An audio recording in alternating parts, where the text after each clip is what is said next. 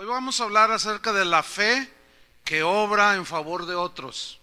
O sea, la fe que nosotros tenemos en Jesús, obrando a favor de otros. Y vamos a leer una historia que está ahí en Marcos, capítulo 2, versículo 1. Dice así: entró Jesús otra vez en Capernaum después de algunos días y se oyó que estaba en casa. E inmediatamente se juntaron muchos, de manera que ya no cabía ni aún a la puerta, y les predicaba la palabra. Entonces vinieron a él unos trayendo un paralítico, que era cargado por 4. Y como no podían acercarse a él a causa de la multitud, descubrieron el techo de donde estaba, y haciendo una abertura, bajaron el lecho en que yacía el paralítico. Al ver Jesús la fe de ellos, dijo al paralítico: hijo, tus pecados te son perdonados.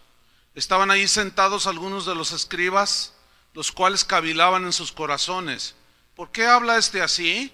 Blasfemias dice. ¿Quién puede perdonar pecados sino solo Dios? Y conociendo Jesús en su espíritu que cavilaban de esta manera dentro de sí mismos, les dijo: ¿por qué caviláis así en vuestros corazones? ¿Qué es más fácil decir al paralítico: tus pecados te son perdonados, o decirle: levántate, toma tu lecho y anda? Pues para que sepáis que el Hijo del Hombre tiene potestad en la tierra para perdonar pecados, dijo al paralítico: a ti te digo, levántate, toma tu lecho y vete a tu casa. Entonces él se levantó enseguida y tomando su lecho salió delante de todos, de manera que todos se asombraron y glorificaron a Dios diciendo: nunca hemos visto tal cosa. Después volvió a salir al mar y toda la gente venía a él y les enseñaba.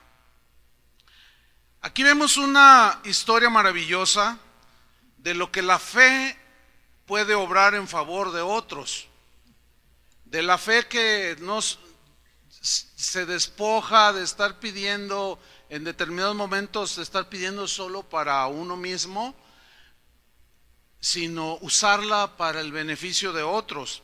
Y es la historia de unos hombres que no dicen los nombres, eran desconocidos, 4, que llevaron a un paralítico a los pies de Jesús. Y la historia se desarrolla en el versículo 1 y comienza diciendo que entró Jesús otra vez en Capernaum después de algunos días y se oyó que estaba en casa. Capernaum, esa era la ciudad donde vivía el apóstol Pedro. Algunos estudiosos de detalles minuciosos en la Biblia aseguran y dicen que era la casa de Pedro donde Jesús vivía cuando llegaba eventualmente a Capernaum. Entonces imagínense tener a un huésped tan distinguido, ¿no? El creador del universo viviendo en su casa. Pues qué buena cosa es que Jesús viva en nuestra casa, ¿no? ¿Vive Jesús en tu casa? Si Jesús vive en nuestra casa, ¿qué nos puede faltar? Nada. Si Jesús vive en nuestra casa, hay perdón en la familia. ¿Por qué? Porque podemos perdonar de la misma manera que Él nos perdonó. Si Jesús vive en casa, en tu casa, ahí hay amor, porque podemos amar con el mismo amor con que Él nos amó. Si Jesús está en tu casa, hay paz.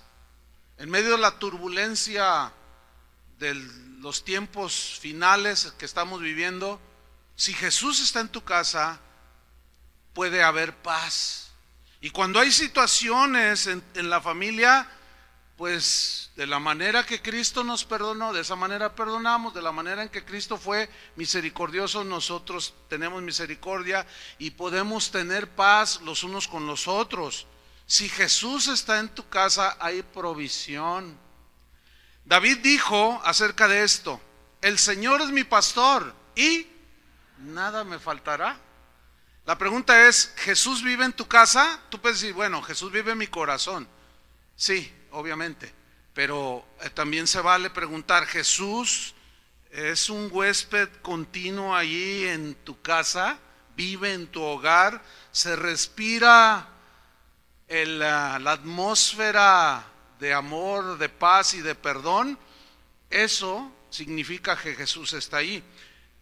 Versículo 2, dice pues que estaban ahí en la casa de Pedro, inmediatamente se juntaron muchos, de manera casi instantánea, cuando la gente empezó a escuchar que Jesús estaba allí en Capernaum, en la casa de Pedro, se juntaron muchos, de manera que ya no cabía ni aún a la puerta. Yo me los imagino todos amontonados por las ventanas, algunos los colgaron en las alcayatas, qué sé yo. Estaba todo lleno, así como está este lugar, totalmente abarrotado. ¿Por qué estaba lleno? ¿Por qué la gente quería escuchar de Jesús? Sin duda, aquellas personas del tiempo de Jesús habían oído hablar mucho acerca de Jesús. Habían oído hablar de su enseñanza. Tal vez, y lo más seguro es que muchos en vivo habían escuchado alguna enseñanza de Jesús, enseñanzas que contenían la vida eterna y que producían en la gente esperanza, fe y un anhelo de vivir para Dios. Otros sin duda habían visto milagros extraordinarios, infinidad de situaciones ellos presenciaron, pero Jesús se iba. Qué bueno que Jesús ya no se va, Él ya se quedó en nuestros corazones. ¿Cuántos le dan gracias? Pero Él tenía que irse y pues la gente vivía ahí. Entonces cuando Él regresaba, se corría la voz de que Jesús estaba ahí y se abarrotaban todos alrededor de Jesús, porque Jesús era el personaje central. No está por demás decir que en toda reunión que se precie de ser cristiana, así como esta reunión, Jesús debe ser el personaje central. Todo debe de girar alrededor de Jesús. Ningún ser humano, ni el pastor, ni ninguno, por más dones y talentos y gracia que tenga, nunca debe ser el personaje central sobre el que gira todo. Jesús es la razón de nuestra reunión. Jesús es la razón de nuestra alabanza. Jesús es la razón de nuestra celebración. Jesús es la razón por la que estamos aquí, ¿o no? Eso es lo que, como debe de ser. Y en aquel tiempo, así la gente se arremolinaba alrededor de Jesús. Hay otra historia en Mateo. Pongo una señal en Marcos capítulo 2, versículo 2. Allí déjelo y vaya a Mateo capítulo 15, porque allí vamos a ver una historia semejante, aunque con otros rasgos y otros principios que vamos a aprender. Mateo 15, versículo 29. Pues Jesús andaba de itinerante, tenía que trasladarse. Él ahora ya no se traslada, Él vive en nuestros corazones, ¿verdad? Nosotros no tenemos que ir a un lugar para estar con Jesús. Jesús vive dentro de nosotros. Pero aquí Jesús estaba en cuerpo y alma. Tenía un cuerpo físico como el de nosotros. Dice que pasó Jesús de allí y vino junto al mar de Galilea. Ahora estaba en otra localidad. Y subiendo al monte, se sentó allí. Versículo 30. Y se le acercó mucha gente que traía consigo a cojos, ciegos, mudos, mancos y otros muchos enfermos, y los pusieron a los pies de Jesús y los sanó. Otra vez Jesús, el personaje central. Otra vez Jesús siendo el foco de atracción. Vemos aquí que se le acerca mucha gente en otra ciudad, y esa gente había oído también, como la gente de Capernaum, muchas cosas habían oído acerca de Jesús, habían visto muchas cosas. Ellos tenían fe en Jesús, se acercaban con Él. Pero aquí vemos también a un grupo de personas llevando a cojos, ciegos, mudos, mancos y enfermos, gente que no se puede valer por sí misma, y eran traídos y puestos a los pies de Jesús. Y este es un principio también en las Escrituras. Nosotros tenemos que llevar a la gente a los pies ¿de quién? De Jesús. Versículo 31. De manera que la multitud se maravillaba porque miraba estas sanidades, viendo a los mudos hablar y a los mancos sanados, a los cojos andar y a los ciegos ver, y glorificaban al Dios de Israel. Versículo 32. Y Jesús, llamando a sus discípulos, dijo, ¿llamando a quién? A sus discípulos. Ahora, ¿qué es un discípulo? es uno que aprende de su maestro. ¿Cuántos discípulos hay aquí? Ok, estamos también en ese proceso de aprendizaje. Jesús enseñó bien a sus discípulos. Los discípulos, los apóstoles, enseñaron bien a su generación y encomendaron a los que ellos estaban enseñando, les encomendaron a que enseñaran bien las cosas que Jesús les había enseñado. ¿Sí? Un discípulo debe ser alguien que está dispuesto a aprender. No es los discípulos en la Biblia los describe como gente con espíritu enseñable, actitud correcta, humilde, sabiendo que Jesús es el maestro y que nosotros solamente somos siervos del Señor, somos discípulos de Él. Y Él llamó a sus discípulos y les dijo: tengo compasión de la gente. Mire qué frase, tengo compasión de la gente. Aquí se describe tal como es Jesús, el Hijo de Dios: compasivo y misericordioso. Y no solo es compasivo y misericordioso, es perdonador, es bondadoso, es paciente. Ese es el Jesús de la Biblia. Aunque también es un Dios justo, que no tiene por inocente al culpable, y como es un Dios de justicia, a cada uno le da como le corresponde y merece. Pero aquí está resaltando un rasgo muy importante que nosotros tenemos que conocer de Jesús: tengo compasión de la gente. Si Jesús tuvo compasión de la gente de aquellos tiempos, Jesús sigue teniendo compasión de la gente de hoy. Dice: porque ya hace 3 días que están conmigo. Vean la sensibilidad de Jesús. Y no tienen que comer. No tienen que comer, y enviarlos en ayunas no quiero, no sea que desmayen en el camino. Mire, Jesús tenía preocupación y tiene preocupación de todas las áreas de nuestra vida, pero Él nos enseñó, les enseñó a sus discípulos. Él enseñó en manera general, pero a sus discípulos de manera muy particular, para que estos a la vez transmitieran la enseñanza. Y aquí se ve claramente que Jesús lo que hace es poner en orden las cosas. Es importante el vestido, ¿sí o no? Es importante la comida, el alimento material. Es importante tener un techo. Es importante que cuando nos enfermamos físicamente estemos sanos, es importante.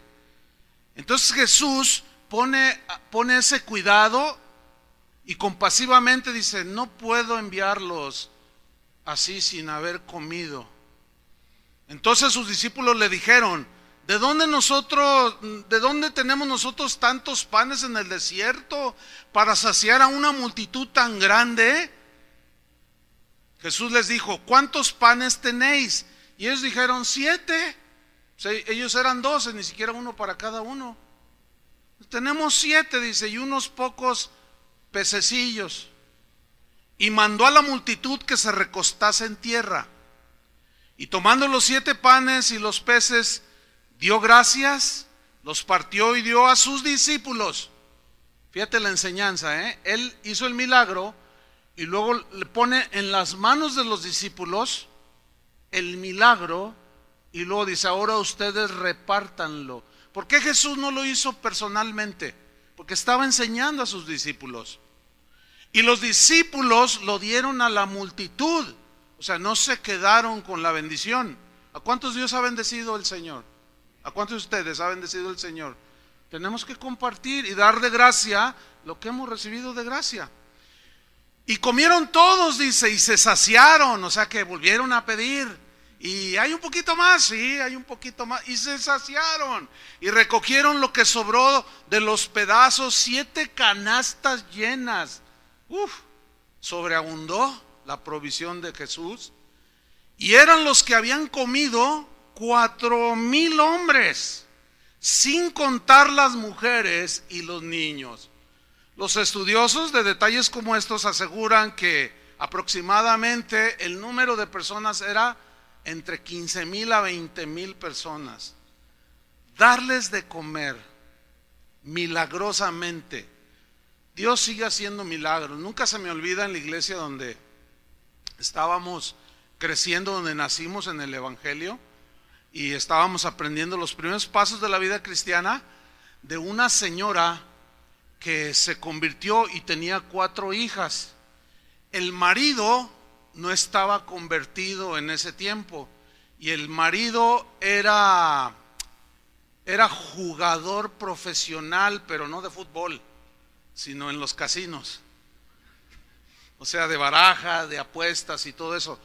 Y hoy ganaba millones de pesos y al otro día perdía todo. Entonces en una ocasión yo les escuché acá después de una reunión que la señora estaba muy preocupada porque su marido ya había perdido hasta la casa donde vivían. Entonces recuerdo que, bueno, pasaron unos días, el marido no aparecía, andaba por allá en Las Vegas y en Italia y en muchos lugares así, y no llegaba, no tenía provisión. Entonces me acuerdo que una vez, un domingo, se acercó con el pastor, le dijo: déjeme contar un testimonio, pastor. Y el pastor le permitió contar el testimonio, y esta hermana contó que no tenían para comer. Dice: pero yo tengo un Dios, a Jesús, que así Él tenía compasión de la gente y suplía sus necesidades. Y al no tener dinero, explicó rápidamente a lo que se dedicaba el marido. Dice que no había nada y las niñas, las 4, se sentaron a la mesa. Mamá, tenemos hambre. Y a mí se me hizo un nudo en la garganta. Dice: y fui y me metí al baño y oré y le dije: Señor, mis hijitas tienen hambre, ¿qué hago? No hay, ¿qué hago, Señor? Dice: y hermanos, oí claramente que el Señor me habló y me dijo: abre la alacena. Y ella le contestó: pero no hay nada, Señor, en la alacena. Tú abre la alacena. Y salgo de ahí, voy a la cocina, abro la alacena, extiendo la mano y toco algunas cosas y empiezo a bajar comida. Y, ¡ay, Señor! Y la preparó y les dio. Dicen: hermanos, esto no parecería un milagro. El asunto es que tengo ahí en el patio el montón de latas y envases de comida que he almacenado, que yo cada día voy y saco de ahí, y si lo quiero meter ya no entra, todos esos envases ya no entran a la alacena. Ese es el Señor que me sostuvo, dijo. Yo pensé que se iban a gozar, que iban a decir gloria a Dios. Bueno, es que a lo mejor ahorita tienen abundancia, ¿no? Pero cuando venga la escasez, Dios es compasivo y puede hacer un milagro de multiplicación. No lo hizo solamente en el Evangelio de Mateo, lo hace en la actualidad. Dios es fiel. ¿Cuántos le dan gracias? Sigo leyendo allí en el versículo 2 de Marcos 2. Dice pues que se juntaron muchos, de manera que no cabía ni aún a la puerta, todos amontonados allí, y les predicaba. ¿Qué les predicaba? La palabra. Jesús sabía que la gente necesitaba comida, vestido y techo donde vivir, y Él tenía compasión de la gente. De eso demuestra que Él se preocupa aún por esas cosas. Jesús sabía también que la gente tenía enfermedades que los hacían sufrir, que los hacían llorar, y que necesitaban eventualmente algunos de ellos milagros, porque había enfermedades incurables como la lepra, la ceguera y muchas otras. Y Jesús sabía que la gente necesitaba también ese tipo de milagros, y Él tenía compasión de ellos. Pero Jesús también sabía que había algo muchísimo más importante que las necesidades materiales y físicas. Jesús sabía que no solo de pan vive el hombre. Eso Jesús lo sabía y lo dejó bien establecido y puso el orden de prioridades. Jesús sabía que la sanidad del cuerpo era necesaria en algunos casos, pero también Jesús sabía que la sanidad del cuerpo de los que iban buscando su sanidad física, Él también sabía que esa sanidad era temporal. Jesús sabía que tarde o temprano esas personas que habían recibido milagros extraordinarios morirían, sí o sí. porque la paga del pecado era la muerte, muerte espiritual y muerte física. En el caso de los que nacen de nuevo, que reciben el evangelio, nacemos de nuevo y tenemos vida eterna, pero este cuerpo necesita morir. Esa es la ley ya ahora de la vida. Este cuerpo se enferma, este cuerpo envejece, este cuerpo se cansa, este cuerpo a veces nos fallan los órganos internos y necesitamos sanidad. Y Jesús en su compasión nos puede en su soberanía también sanar, como esta hermana que la sanó de cáncer. Pero pocas veces nos ponemos a pensar que ese Lázaro a quien Jesús le dijo, Lázaro, sal fuera, y que de manera sorprendente y milagrosa volvió a la vida, pocos reflexionan que Lázaro volvió a morir. Todas esas demostraciones de provisión, de sanidad, de milagros extraordinarios, siguen siendo solamente una prueba de lo que ha de venir para que nuestra fe se mantenga sólida en constante esperanza, porque vendrá un día cuando estemos en su presencia en que ya no habrá más llanto, ni más tristeza, ni más dolor. Ya no tenemos que pagarle al del camión 7 pesos. Ya no vamos a tener que, no, todo eso se terminó. Ya no vamos nuestro cuerpo ya no va a envejecer, nuestro cuerpo ya no va a enfermar, todo aquello terminará. Pero el Señor en su compasión y misericordia sigue demostrándonos que Él sigue sanando, sigue haciendo milagros maravillosos y nuestra fe se mantiene al día, por decirlo de alguna manera.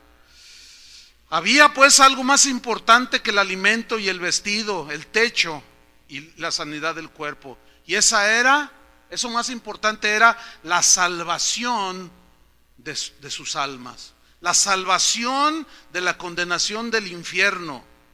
Ahora, ¿qué hizo Jesús al ver que la gente se había llenaba la casa y abarrotaba la casa? ¿Qué hizo Jesús? ¿Acaso los entretuvo contándoles un montón de chistecillos de pericos habladores? No.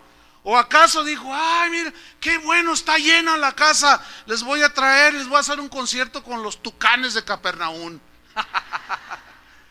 No. A propósito de la música, hermanos, a propósito de la música, a mí me preocupa, porque eso lo escucho de continuo, a cristianos que dicen, o me escriben o así, me preguntan personalmente, pastor, ¿qué música nos recomienda? Ninguna, les digo. Mejor te recomiendo que leas la Biblia. No, es que yo sin música, dicen, no puedo vivir, la música me mueve, la música. Miren, hermanos, escuchen bien, la gente no necesita música, la gente necesita la palabra de Dios. Y espero que todos digan amén. Pues no le digan porque yo lo digo. Porque si la gente necesita la música, hay cristianos, no, esto es un desenfoque, esto es una desviación. Cristianos que dicen, es que yo no puedo vivir sin música. Espérame, no podemos vivir sin la palabra. Sin música sí podemos vivir. La música es como la fe, es solamente un medio. La fe es un medio para alcanzar la salvación gratuita. La música es un medio para expresar nuestra gratitud a Dios. Y nuestra música debe estar centrada no en nosotros, en que siento re bonito y que hay, que no, debe estar centrada en adorar a Dios. Por eso aquellos que dicen, yo no puedo vivir sin música, están en un error. Porque de lo que sí no podríamos vivir es sin la palabra de Dios.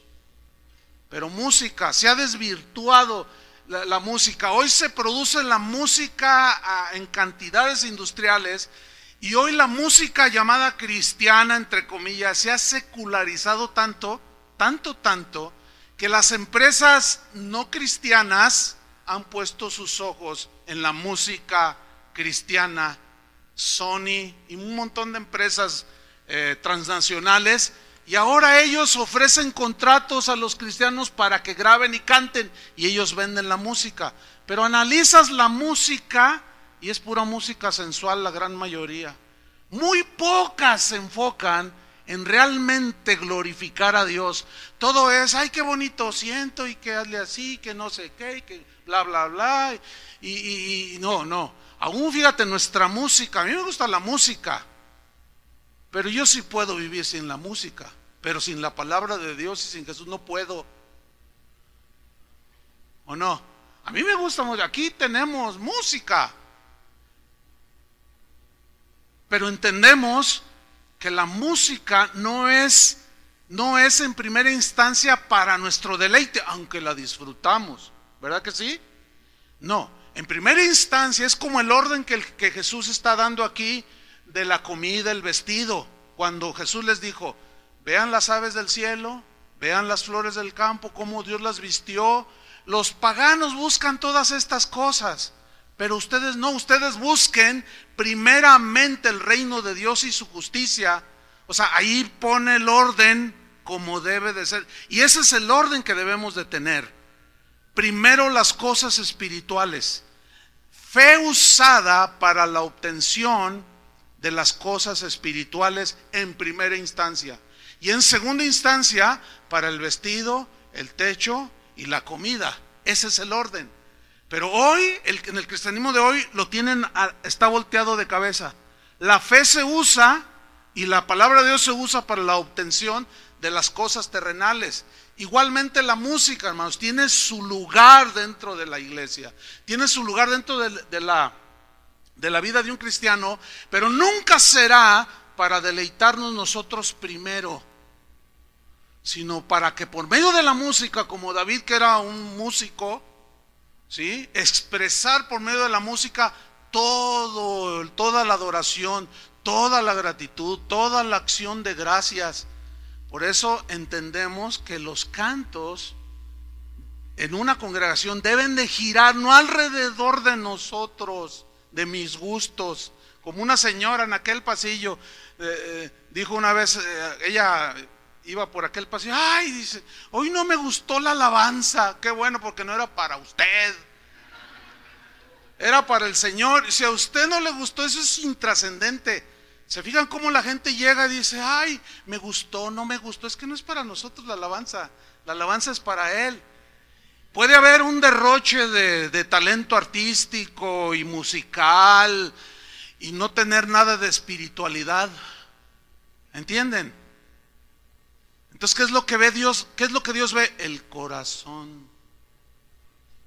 Entonces, qué importante es que usar la música, pero para la gloria de Dios. Y en segunda instancia, pues la disfrutamos, ¿no? Yo tengo mis gustos.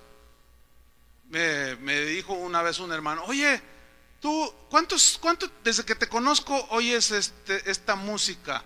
O sea, yo tengo unos cassettes que luego ya pasamos a CDs, pero de allá de los años 80, ya hace bastante.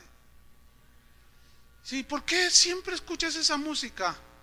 Y digo, pues es que esta es la música que a mí me ayuda y me inspira para adorar a Dios. La música de hoy nada más me hace mover el pie y me hace mover las manos, pero me deja hueco del cerebro y vacío en el espíritu. Pero toda esta música, toda habla de los atributos de Dios, misericordioso, del perdón, de la sangre, como hace rato que cantábamos, Cordero de Dios, que quitas el pecado del mundo. Cordero de Dios. Maravilloso, ¿a poco no? Entonces ya se sale de nosotros y nos enfocamos en Jesús.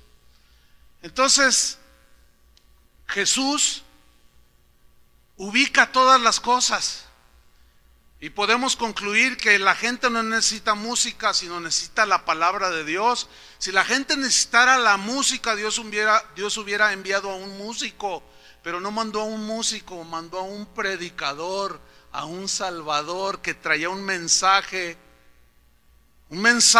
y una obra que él cumpliría ofreciendo su vida en sacrificio para la salvación de los que habían de creer. Entonces se juntaron, la gente abarrotaba aquella casa y Jesús les predicaba. ¿Qué les predicaba? La palabra de Dios.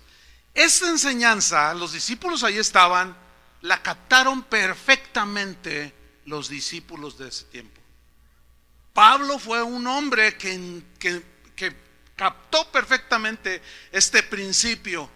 Y él dijo en Romanos 1:16, porque no me avergüenzo del evangelio, porque es poder de Dios para salvación. Fíjate, ellos entendían perfectamente que la palabra de Dios era la única que tenía el poder de que al ser predicada y oída y creída, la gente se podía salvar.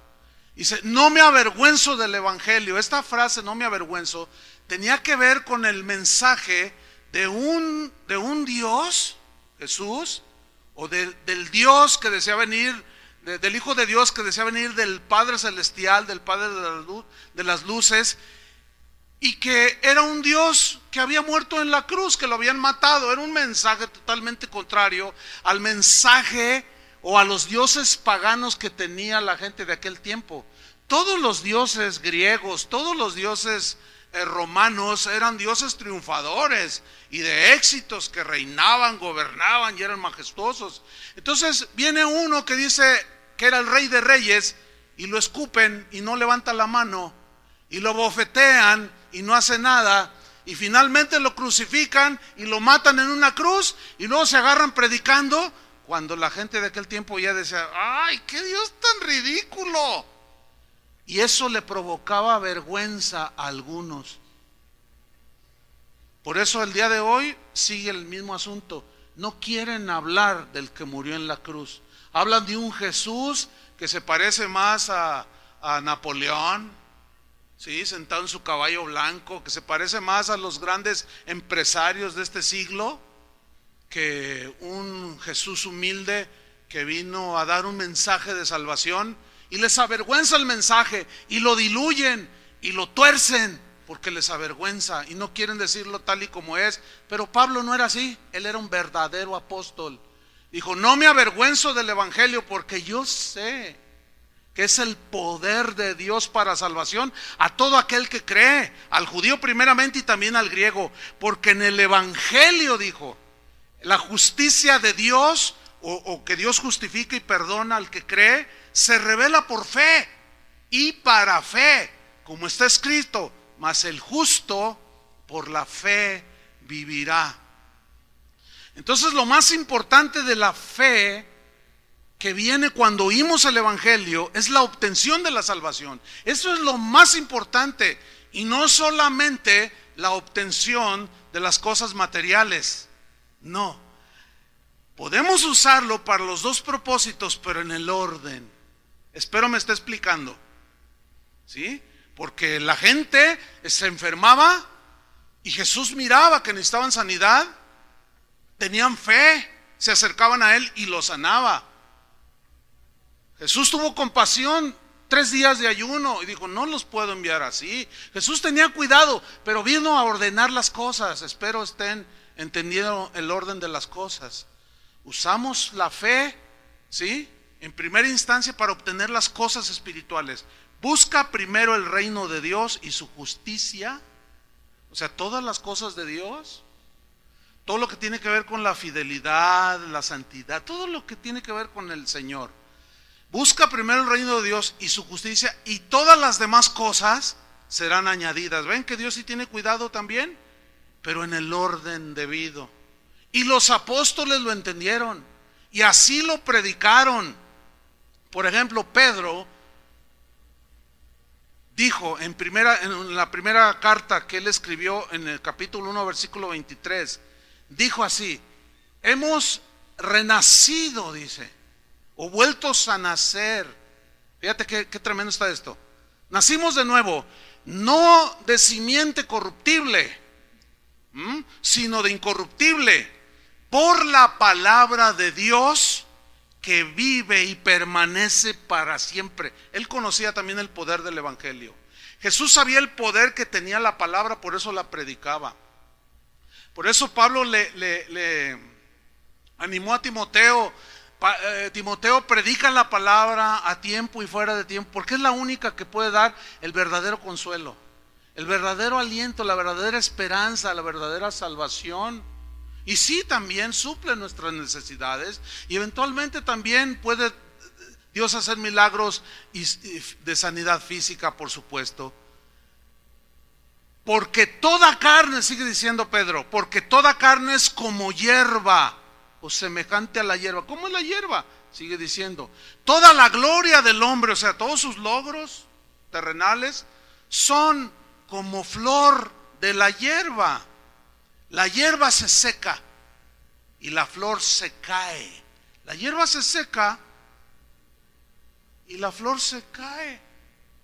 Lo mismo dijo Santiago, en otras palabras, que nuestra vida es como neblina que aparece por un breve tiempo, pero después se desvanece, como la neblina que en estos tiempos aparece por ahí en la zona del aeropuerto y cancelan los vuelos por un par de horas. Al rato sale el sol y como llegó se desvaneció. Así es nuestra vida, mis queridos hermanos. Es como la flor del campo, es como la hierba del campo, es como la neblina. Hoy estamos, mañana ya no estamos. Es muy efímero nuestro tránsito aquí por esta tierra. Por eso la importancia de entender el orden de prioridades. Y la salvación es la necesidad número uno del ser humano. Amén. Y la fe nos viene cuando oímos el mensaje, y cuando predicamos tenemos que confiar que esa palabra es poderosa para trasladar de las tinieblas a la luz de Jesús a los que la oyen y la creen. Dice, toda la gloria del hombre como flor de la hierba, y la hierba se seca y la flor se cae, mas la palabra del Señor, dijo Pedro, permanece para siempre. Y esta es la palabra que por el evangelio ha sido anunciada. ¿Te fijas que habla de eternidad? Eternidad. Ahora volvamos otra vez a Marcos capítulo 2, versículo 3. Están allí todos amontonados y les habla la palabra. Volviendo a Marcos 2, 3. ¿Se acuerdan? Mientras lo regresan ahí, ¿se acuerdan cuando Jesús les hablaba ahí en Juan capítulo 6? No tiene que buscarlo. Y les decía que el que no comía su carne y bebía su carne no podía participar con él. Y los discípulos que le seguían en aquel tiempo dijeron, ay, dura es esta palabra. Ellos querían otras cosas, ellos no querían oír, no amaban la palabra. Y dice que se fueron y ya no lo seguían. Y Jesús no trató de detenerlos, pero sí se volvió a sus discípulos y les preguntó, ¿ustedes también se quieren ir? ¿Y qué le contestó Pedro? ¿Se acuerdan? ¿A quién iremos, Señor? Si solamente solo tú tienes ¿qué? Palabras de vida eterna. Fíjate cómo dices, tú también tienes buena música, tú también tienes bueno esto, tú también tienes, no, palabras de ¿qué? De vida eterna. Ahí está otra vez el mismo principio, la preeminencia que debe tener Jesús y su palabra en las iglesias cristianas. Bueno, vamos al versículo 3. Entonces vinieron a él. ¿A quién fueron? ¿A los discípulos o a él? Claramente lo especifica Marcos aquí. Vinieron a él, a Jesús, aunque estaban ahí los discípulos. Vinieron unos, me llama la atención esa palabra, unos, eran 4, dice más abajo, trayendo un paralítico que era cargado por 4. Pero me llama la atención que no dice, pues uno se llamaba Jorge, el otro Rafael. No, dice, llegaron unos. Esto habla de que no importa en realidad el mensajero o la persona que trae a los pies de Jesús a los demás. No importa. Lo que importa es el hecho de llevarlos a los pies de Jesús. Lo importante no es el mensajero, ¿entienden? Sino el mensaje.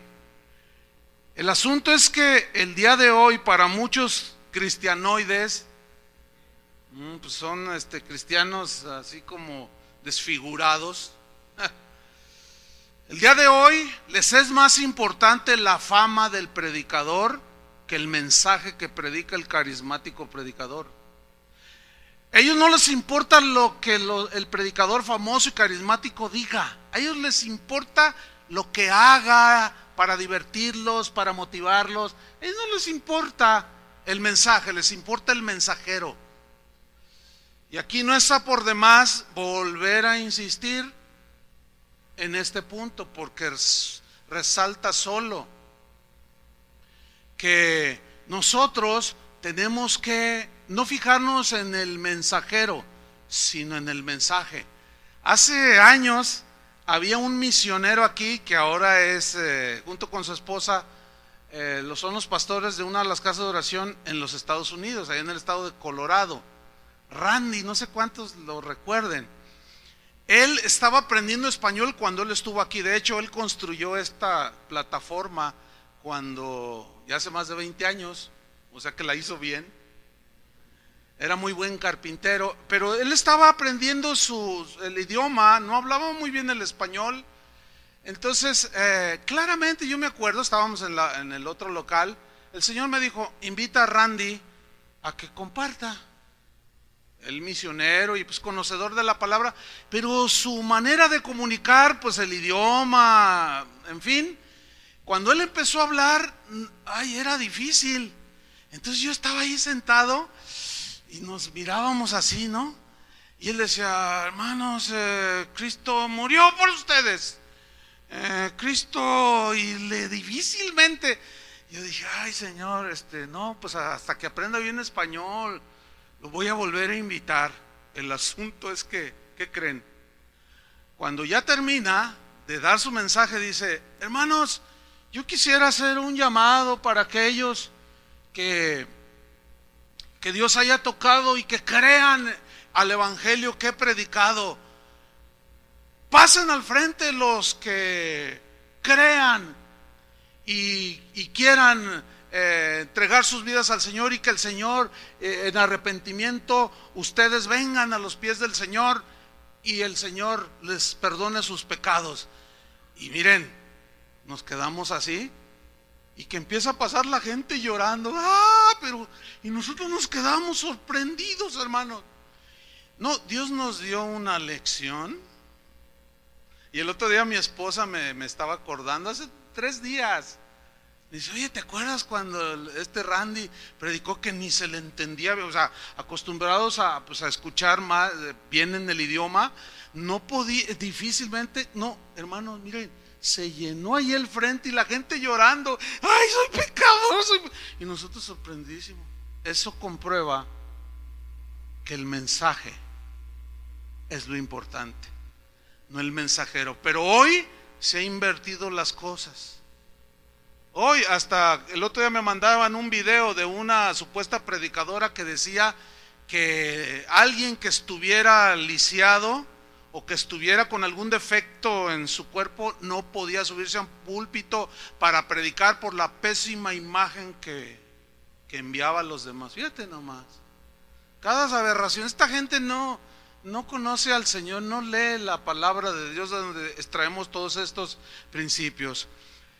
Entonces dice que llegaron estos y traían cargado al paralítico. Estos hombres, no dice si eran familiares, amigos, no dice nada, pero sin duda estos hombres ya no estaban viendo por ellos mismos. Empezaron a ver por alguien que necesitaba, alguien imposibilitado, y de alguna manera se pusieron de acuerdo, invirtieron su tiempo de ir por él, invirtieron sus fuerzas, lo llevaron cargado, invirtieron sus recursos. A lo mejor pidieron permiso en el trabajo sin paga, qué sé yo. Ellos sabían perfectamente que este hombre imposibilitado físicamente no podía llegar por sí mismo a los pies de Jesús. Ellos sabían. Y aquí hay un principio muy importante que debemos de asimilar nosotros. El pecado, hermanos, en los seres humanos nos ha imposibilitado para acercarnos por nosotros mismos a Jesús. Estamos totalmente paralizados, inhabilitados, somos lisiados, por metaforizar de alguna manera. No podemos ir por nuestros propios medios a los pies de Jesús. necesitamos que alguien venga y nos acerque a Jesús. Pero esta manera de acercarnos a Jesús es por medio del Evangelio. Esa es la única manera que podemos acercar a los demás a Jesús.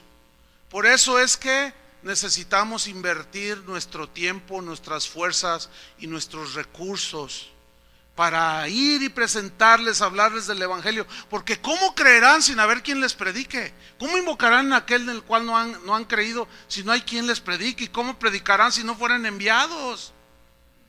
Es como si alguien vive allá en Zapopan y se acordó de su compañero en la primaria de hace 40 años, pero este vive en Tonalá y se dio cuenta que estaba pasando por una situación y siente en su espíritu que debe de ir a hablarle las palabras de vida eterna.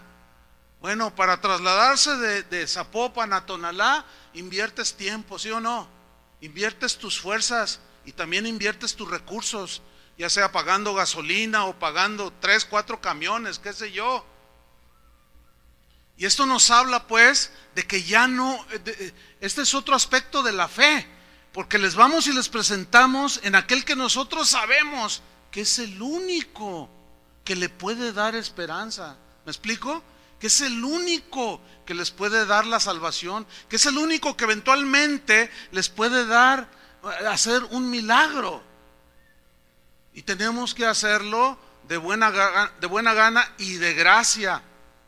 Pablo, el apóstol, sabía perfectamente de esta importancia de recibir la salvación por medio de la fe, pero eso solamente viene por escuchando la palabra de Dios. Y Pablo dijo lo siguiente, 2 Timoteo 1:10, dijo: pero ahora ha sido manifestada por la aparición de nuestro Salvador Jesucristo, el cual quitó la muerte y sacó a la luz la vida y la inmortalidad por el Evangelio. Fíjate, la vida y la inmortalidad por el Evangelio. Qué importante es predicar.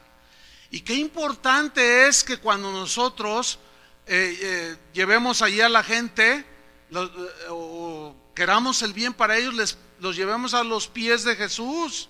Por eso Jesús dijo, su instrucción fue esta: id por todo el mundo y predicad el Evangelio. ¿A quién?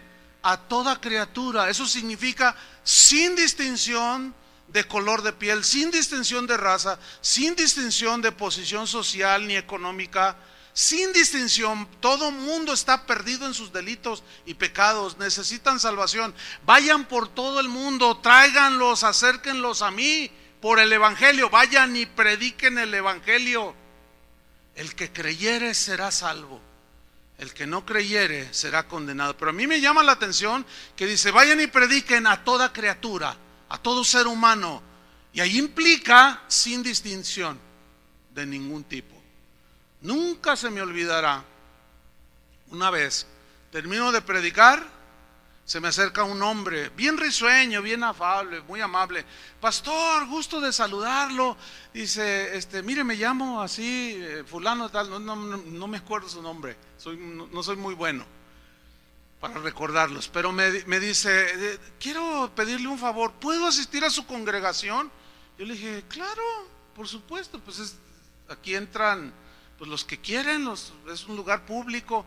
Le dije: oye, pero tú vienes de otro lugar. O dice: bueno, mire, es que la historia es esta. Dice: mire, yo trabajo en tal mueblería, que es una mueblería muy famosa de aquí de Guadalajara. El dueño es cristiano. Dice: pero yo soy un empleado.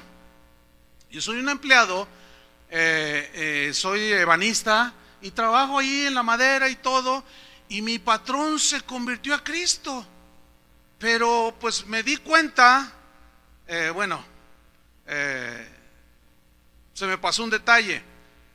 Antes de que pasara esto, el pastor de esa iglesia, que es amigo mío, me dijo: ¿sabes, Chuy? Dios me habló y me dijo que me enfocara en predicar el Evangelio única y exclusivamente a los empresarios de esta ciudad y a los profesionistas. Y yo le dije: oye, pero eso no es bíblico, eso no tiene sentido, eso no es lo que la Biblia enseña. A mí Dios me dijo, dice. Porque los empresarios son los que tienen el dinero y son los que tienen el poder. Y por medio de todo eso podemos influenciar la ciudad e impactar. Yo le dije, no, ¿sabes qué? Yo no estoy de acuerdo con eso. Y dijo, bueno, yo sí. Y él siguió su camino. Al poco llega este hombre, ¿sí? Se me pasó ese detalle importante. Entonces me dice, bueno, es que mi patrón se convirtió y me empezó a hablar. Lo veíamos diferente.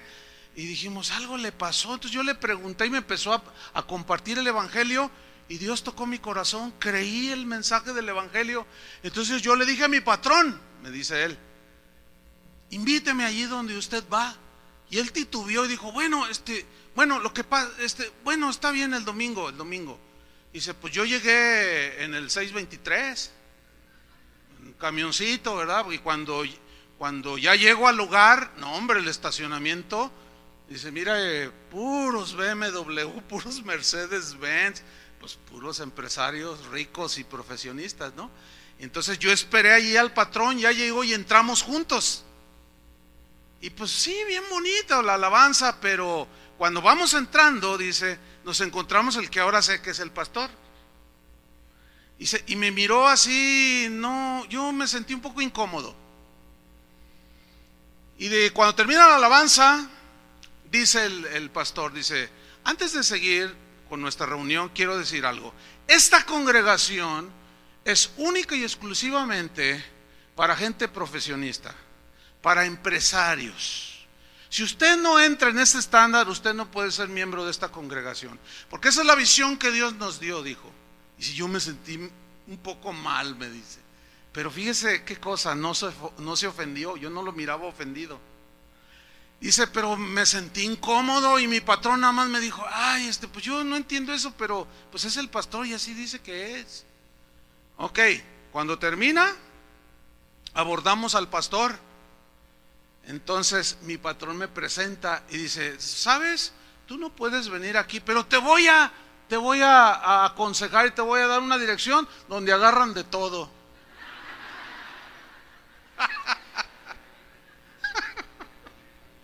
Donde agarran de todo. O sea, ustedes de todo. Pero ¿sabe una cosa? Lejos de ofenderme, por eso ahí agarran de todo. Lejos de ofenderme, en el Señor me gocé. Porque la Biblia, Santiago lo dice, si en tu congregación entra uno con vestido lujoso y un hombre que se ve con anillo de oro, tú siéntate aquí a mi derecha, y entra otro ahí andragoso con una camiseta de las Chivas, y si le dice, no, tú siéntate por allá, ¿verdad? Fíjese, aquí hasta recibimos a las chivillas, dígame usted. Dice Santiago, no hacéis acepción de personas, dice, y cometéis pecado. ¿Puedo reunirme? Claro que sí. Y le di un abrazo. Pero la historia de esa congregación tuvo buen final feliz, fíjese, gloria a Dios. Porque después de un tiempo el pastor me habló y me dijo, Chuy, Dios me ha estado humillando bien tremendo. Le dije, ¿qué te pasa? Dice, ¿sabes? Dice, ya no se han convertido empresarios ni profesionistas. La iglesia está llena, es más, quiero que vengas y te invito a predicar. Pero ¿sabes de qué se llenó? De las criadas, de las señoras, de las casas ricas. Y finalmente me rendí, dice, me rendí. Le digo, no, yo estaba a punto de decirle, ¿sabes qué? Córtala. ¿Se acuerdan en la escuela? Cuando ya no quería ser amigo, de córtala. Entonces, la corto, ¿verdad? Tuvo final feliz. Posteriormente, al cabo de unos meses, me dijo, Chuy, ¿qué crees? Se convirtió en una prostituta y esta está trayendo más mujeres de ese tipo. Y le dije, bueno, qué tremendo. Todos esos que dicen, a mí Dios me dijo que nada más, son ambiciosos, ¿entienden? Y ese no es el evangelio. Vayan y prediquen a toda criatura. sin distinción, porque la gente no vale por lo que tiene o no tiene, o por su apariencia. La gente vale porque son almas eternas, ¿entiende? Que van a pasar su eternidad en el infierno o su eternidad con Dios. Ese es el valor del ser humano, que está hecho a imagen y semejanza de Dios. Vámonos a Marcos 2:4. Bueno, ahí estaban estos, y como no podían acercarse a él a causa de la multitud, fíjate qué tremendo. Aquí vemos que había un obstáculo, la multitud. Pero esos hombres no les importaron, no les importó esto. Enfrentaron esa circunstancia y vemos que ellos se esforzaron e hicieron lo que tenían que hacer para acercar al paralítico a Jesús. A Jesús. Esto nos enseña otro principio que debemos tener muy en cuenta. Nosotros tenemos que hacer lo imposible o el esfuerzo por acercarlos ¿a quién? A Jesús. Por eso tenemos que predicar a Jesús y su evangelio. Nosotros no debemos predicar ni siquiera nuestra congregación o nuestra organización, y muchísimo menos tenemos que hablarle a la gente para atraerlas hacia nosotros mismos. Es muy triste, la verdad, es muy lamentable escuchar hermanos o gente que predica a su iglesia. Mira, si tú eres miembro de mi iglesia, como si la iglesia fuera la que da la salvación, como si la iglesia fuera la iglesia no salva nada, salva el mensaje que la iglesia proclame. Y quiero aprovechar por enésima vez lo que suelo repetir constantemente, porque la gente, ¿cómo hacer entender a la gente que es Jesucristo el centro de todo? ¿Verdad? Que al menos lo que podemos ver, los apóstoles rechazaron los halagos, las fanfarrias. Cuando Pedro entró a la casa de Cornelio, dice que Cornelio se postró a sus pies y Pedro lo levantó, le dijo: levántate, yo soy igual que tú, adora a Dios, le dice. Y el hombre está acostumbrado a dar gloria al hombre y el hombre a recibirla, pero hay de aquel que toca la gloria de Dios. Y por enésima vez, no está nunca por demás decirlo, nosotros rechazamos la gloria del hombre, no buscamos nada del hombre más que la salvación de sus almas.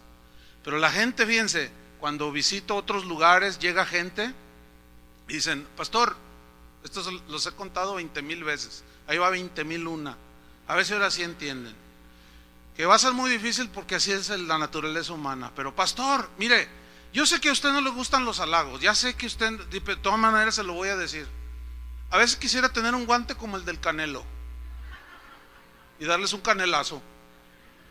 No, es que no puede ser, uno, o sea, sabiendo ya de antemano, sabemos que no les gustan los halagos, sabemos que, y de todas maneras, no, pero usted, desde que lo oía usted,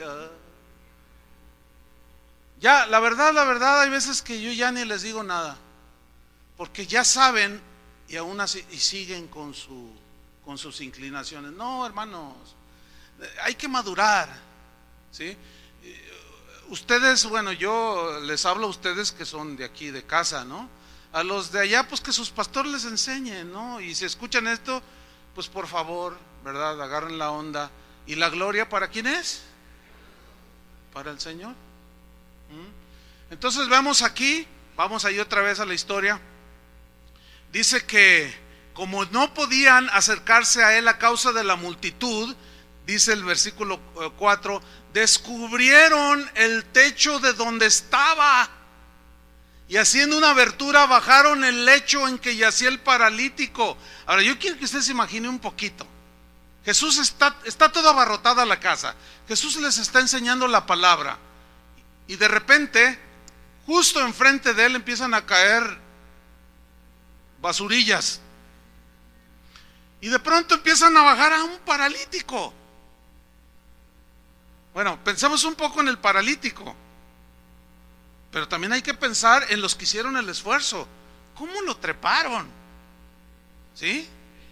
Fíjate, lo agarran y empiezan a escarbar y luego lo empiezan a bajar, quebrándose para acá, no, a la izquierda, ahora para acá. ¿Te puedes imaginar? Y el paralítico ahí, imagínate, no podía caminar. Una vez un hermano me preguntó, oiga, ¿y estaría asustado el paralítico? No sé, dice, porque si se caía, pues ya estaba, dice. Le digo, no, pues no sé, hay en lo que se te ocurre. A veces hay ocurrencias. Pero yo pienso que sí tenía cierto temor, ¿no? Porque yo, ¿qué tal si calgo con las manos? No lo sé. Pero es de llamar la atención. Ahora, yo lo que puedo así imaginar es, Jesús de pronto se queda callado y mira y empiezan a bajar la camilla. Yo me imagino así a Jesús, así como. Y todos viendo aquello, interrumpieron su discurso. Pero mira lo que dice, versículo 5. Al ver Jesús la fe de ellos, bueno, pues aquí está otro aspecto de la fe. Aquí está la fe de ellos, la fe de nosotros, la fe tuya obrando a favor de otros. Ese es el espíritu cristiano. Ya no tanto tú vas a pensar en tu necesidad. Siempre habrá alguien que tiene más necesidad que tú. Siempre. Como aquel hermano que me mandó una vez un correo, dice, mire hermano, déjeme contarle algo, ojalá y lo pueda leer. Y entre tantos, bueno, abrí ese correo. Y se fíjese que yo renegaba porque pues en el trabajo no gano lo que yo quisiera, me pagan poco. Y una vez fuimos a un centro comercial a comprar abarrotes y salí con una despensita. Pero yo quiero darle más a mis hijos. Dice, entonces yo salí renegando de allí y le dije, ay Señor, ya llévame contigo. Fíjate, en primer lugar, fíjate qué egoísta, llévame y dejo aquí dejo a mis hijos. No, o sea, fíjate, las ondas lo que agarramos, ¿no? Pero Dios le dio una lección. Y dicen, Señor, ya llévame, ¿cómo es posible? Entonces dice que iban caminando y su hijita, llevaban 2 niños, pero su hijita le jaló así el suéter, dice, me jaló y me dijo, papá, mira, le dijo, y estaba una viejita, bien viejita así, con una niñita, diciendo, ayúdenme, mi hija se murió y me dejó a su niñita y no tengo para darle de comer. Dice, papi, dame para darle a la niña. Fíjate qué tremendo. Dice que en ese momento Dios le dijo, mira, tú te estás quejando y llevas una despensita, ellos no tienen nada. O sea, hay una fe que también es egoísta, ¿entiende? Que no es la fe de Dios. No es la fe que Dios quiere que tengamos. Y aquí vemos a unos hombres, créame lo que sin duda estos 4 hombres tenían sus problemas y sus situaciones y necesidades como cualquier ser humano, ¿sí o no? Pero no les importó. Ahí es donde ya la fe madura. Y empezaron a ver por la necesidad del paralítico. Y lo cargaron. Y primero fueron por él a su casa y lo llevaron por las calles de Capernaum. Y luego lo treparon a la azotea y luego lo bajaron. Y dice Jesús, al ver Jesús la fe de ellos. Wow. Por eso tenemos que acercarlos a Jesús creyendo. O sea, tenemos fe que Jesús es el único que los puede ayudar. Desgraciadamente nosotros no podemos tomar decisiones por los demás. Si eso se pudiera hacer, yo tomaba decisión por mi familia y por algunos de ustedes que nomás no agarran la onda, y tomaría la decisión que creo que es la correcta, pero no se puede. Lo único que puedo hacer es hablarles, predicarles, enseñarles, y ya no tanto que veamos nuestras propias necesidades. Eso ya habla de una fe madura, ¿entiende?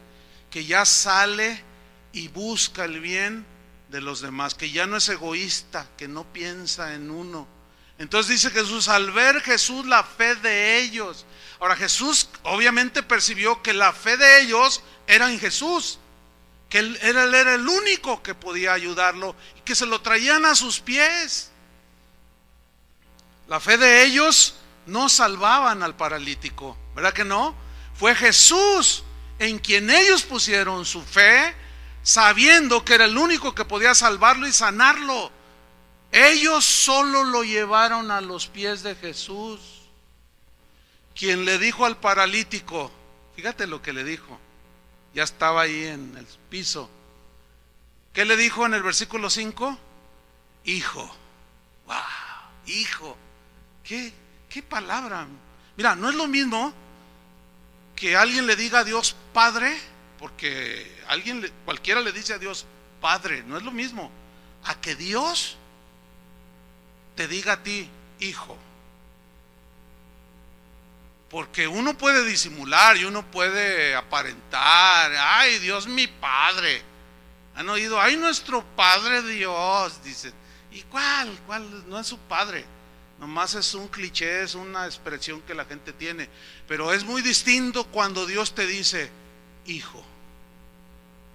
A lo suyo vino y los suyos no le recibieron, mas los que creen en su nombre, ¿cuántos han creído? Les ha dado la potestad de ser llamados hijos. O sea, el que nos dice hijos es Él a nosotros. Hijo, papá, ya no estoy huérfano. Por eso David decía, aunque mi padre y mi madre me abandonaran, con todo el Señor me va a recoger. Porque Dios, nuestro Padre, es Padre de huérfanos y defensor de viudas. Ese es Dios en su santa morada, dice el Salmo. Hijo, le dice. Yo me imagino, pienso, que cuando aquel paralítico oye esta palabra, hijo, bueno, ¿qué hijo es aquel que no recibe las bondades de un buen padre? ¿No es cierto? ¿Qué padre, o sea, digamos, hablando generalmente, qué padre no se preocupa por el bienestar de sus hijos? Hay unos que no lo hacen, pero no, esos son los menos. Pero por naturaleza, ¿qué padre es aquel que no busca el bienestar de sus hijos, verdad? Ahora imagínate, hijo. Entonces, él estaba en una necesidad. Pues aquí estoy yo, hijo. Y le dice algo que nadie esperaba que le dijera: tus pecados te son perdonados. ¡Wow! ¡Qué tremendo! Qué importante es conocer y saber que la necesidad fundamental de los seres humanos es ser salvos de la condenación del infierno. ¿De qué sirve que tú recibas hoy una sanidad si no tienes la salvación? Te vas a volver a enfermar de otra cosa, te vas a morir. ¿De qué sirve que tú te hayan dejado una herencia de millones de pesos y ahora te sientas realizado e importante? Si no eres salvo, no tienes nada. Necio, como le dijo Jesús al hombre de la parábola: ay, alma mía, muchos bienes tienes, mira cómo he prosperado, voy a hacer más grandes mis graneros. Y Jesús dice: necio, hoy vienen a pedirte tu alma. Y lo que has acumulado, ¿de quién será? ¿De quién será? ¿Qué acaso dará rescate por su alma y dirá: Señor, te doy todo el dinero que gané? Una vez estaba en el aeropuerto y me acercaron unos cristianos que yo conozco por ahí. Y hola, ¿cómo están? Y estaban pero felices. ¡Ah, qué bueno que te vimos! Yo dije: ay, jole, pues, que no, es que Dios. Y hasta yo quería llorar el hermano. Y dice: ¿qué crees? Dice, le digo: ¿qué? Dios nos bendijo bien tremendamente. Yo dije: ay, pues me va a decir algo tremendo. Le digo: ¿y qué hizo el Señor? Dice: pues mira, sentí comprar, bueno, mi esposa, más bien ella estaba. Y le decía, allí en el aeropuerto, toda la gente mirándonos. Dice: es que sentí en mi corazón comprar un boleto de una rifa. Dice: y me saqué la camioneta Mitsubishi. ¡Ah! Yo me quedé así. Dije: híjole, ven dónde andamos. Entonces, como que notaron. Y yo sé lo que estaba pensando, que yo le tenía envidia. No, hombre, yo no tenía envidia. Pues es lo primero que dicen. Entonces yo me quedé así, así es que te sacaste una Outlander, Mitsubishi, 0 kilómetros, roja. Y luego dice, y hasta salió en el periódico. No, pues disfrútenla. Hicieron todo porque se había sacado una camioneta del año. Increíble, ¿no? ¿Se fijan cómo tenemos nuestros valores? Yo no sé si sean salvos o no, porque no los veo de continuo, pero ¿de qué les sirve si no tiene salvación? Ahí está. Hijo, tus pecados te son perdonados. Qué tremendo. Jesús sabía que había algo más importante que el vestido, que la comida, que el techo, aun que la sanidad física, la salvación de tu alma. Y le dice, hijo, tus pecados te son perdonados. Fue exactamente lo mismo que predicaron los apóstoles. Por ejemplo, Pedro en su famoso y conocidísimo mensaje de Pentecostés les dijo, así que arrepentíos y convertíos para que sean borrados vuestros pecados y vengan de la presencia del Señor tiempos de refrigerio, tiempos de paz, tiempos de certidumbre, de confianza, de amor, tiempos de refrigerio. El salmista David dijo, dichoso aquel a quien se le perdonan todas sus transgresiones, bienaventurado aquel a quienes el Señor borra todos sus pecados. ¿Cuántos han sido de ustedes sus pecados borrados? Bienaventurados, dichosos. Ahora, si tienes para vestir bien, pues disfrútalo, pero lo mejor que te pudo haber pasado es que tus pecados sean perdonados. Por eso es que tenemos que llevar a la gente a los pies de Jesús, no en primera instancia para que sean sanos, ni para que Dios les dé un mejor negocio, sino para que sus pecados sean perdonados. Lo segundo es intrascendente, ¿sí?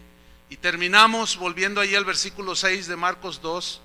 Dice, entonces estaban ahí sentados algunos de los escribas, los cuales cavilaban en sus corazones, o sea, pensaban nada más, ¿por qué habla este así? Blasfemias dice, ¿quién puede perdonar pecados sino solo Dios? Mire, déjeme anotar algo para terminar. ¿Quiénes eran los escribas? Eran los que transcribían la ley, los que estaban entendidos, o sea, conocían las verdades. Era verdad lo que ellos estaban diciendo. Solo Dios conocía, solo Dios era el único que podía perdonar pecados, pero tenían al Mesías enfrente y no creyeron. En otras palabras, usted puede tener verdades aún, o sea, correctas, verdades sustentadas en la Biblia y no ser salvo, ¿entiende? Y no arrepentirse y no convertirse, y tener verdades correctas. O sea, el conocimiento de la verdad intelectual no garantiza nada, y ellos sabían. ¿Cómo? Si solo Dios perdona pecados. Y conociendo Jesús en su espíritu que cavilaban de esta manera dentro de sí mismos, les dijo, ¿por qué caviláis así en vuestros corazones? ¿Qué es más fácil decir? ¿Qué es más fácil? ¿Decir al paralítico, tus pecados te son perdonados? ¿O decirle, levántate, toma tu lecho y anda?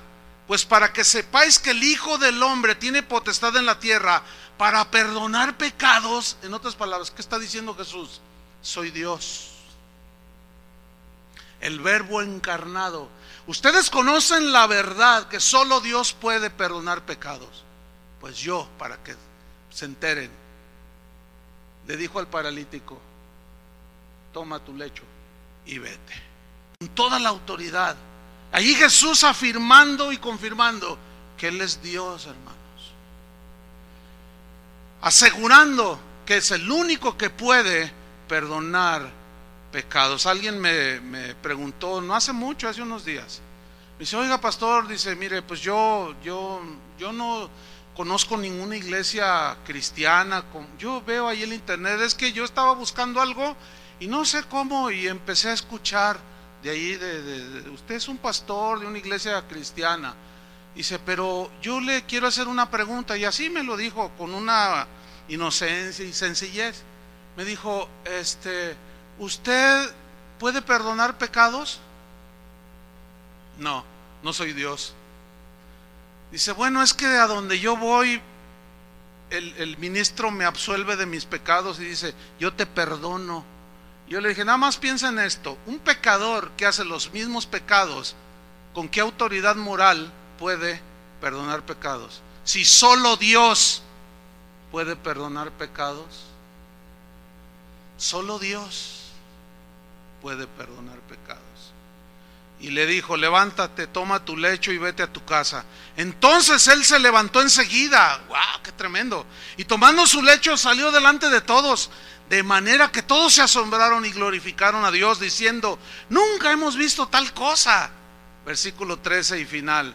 Después volvió a salir al mar y toda la gente venía a él. ¿Y qué dice? Les enseñaba, les enseñaba. Y siempre les vamos a enseñar, hermanos. En lo que Dios nos dé de vida, vamos a enseñarles la palabra de Dios. Amén. Qué preciosa historia, ¿a poco no? ¿Y cómo aprendemos y nos alecciona el Señor? Oremos. Señor, te damos muchas gracias por la palabra que nos alimenta, que nos consuela, el evangelio de la salvación que llegó a nosotros. Y por haber creído, es una fe que produjo el haber creído, y por medio de esa fe llegar a la salvación, que es un regalo tuyo, Señor. Gracias, Señor, por los que nos hablaron, nos llevaron a tus pies, los que nos hablaron de ti, que no nos presentaron a una organización o una iglesia, o mucho menos un lugar donde se entretiene a la gente, sino que nos hablaron de ti. Así como estos 4 desconocidos que tenían fe en ti. Sin duda ellos habían recibido favores tuyos por medio de la fe. Ellos tenían total confianza en que tú eras el único, Jesús, que podías ayudar a aquel paralítico. Y ellos se pusieron su fe en acción. Ellos se despojaron de esa fe egoísta que solemos tener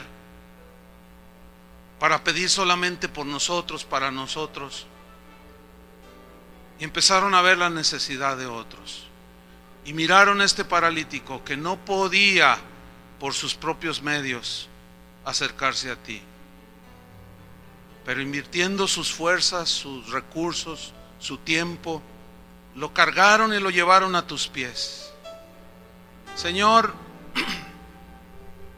ayúdanos a desarrollar esta fe para llegar a esta madurez, Señor. De ya no solo ver nuestra propia condición o necesidad, sino siempre ver que hay otros que están en peores condiciones que nosotros. Para llevarlos hacia ti, Señor. Para que tú les des palabras de vida eterna. Para que tú los salves de la condenación. Tú dijiste, Jesús, que el que a ti se acercara, no le echabas fuera. Señor, que cuando acerquemos a alguien a ti, como en este momento, si viene arrepentido y es sincero y cree en el evangelio, tú eres el único que puede salvarlos. Si alguien viene enfermo, tú eres el único que puede sanar. Si alguien viene con necesidades materiales, tú eres el único que puede suplirlas de manera milagrosa y maravillosa. Pero lo más importante es la salvación. Lo demás es añadidura que das a tus hijos. Como aquel hombre paralítico. Hijo, tus pecados te son perdonados.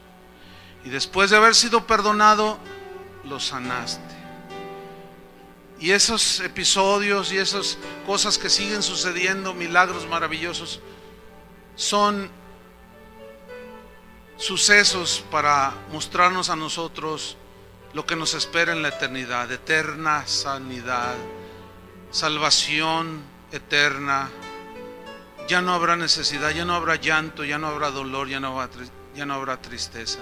Y esto alienta nuestro corazón, Señor, para enfrentar con fe en esta tierra la vida que está toda trastornada por el pecado.